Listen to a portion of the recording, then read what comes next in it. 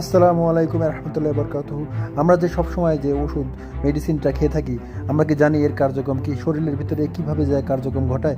আপনারা অবশ্যই লক্ষ্য করবেন এবং দেখতে পাবেন। আমি আপনাদের দেখানোর চেষ্টা করছি যে আমরা যখন মেডিসিন অর্থাৎ ওষুধটি যখন আমরা খাই তখন শরীরের ভিতরে কিভাবে যায় এবং সে কোথায় প্রথমে যায়, কিভাবে তার কার্যক্রম চালায়। আপনারা দেখতে পাচ্ছেন ওষুধটি প্রথমে কোথায় যাচ্ছে, তার চেহারা এবং তার চিত্র কেমন পরিবর্তন হতে লাগছে।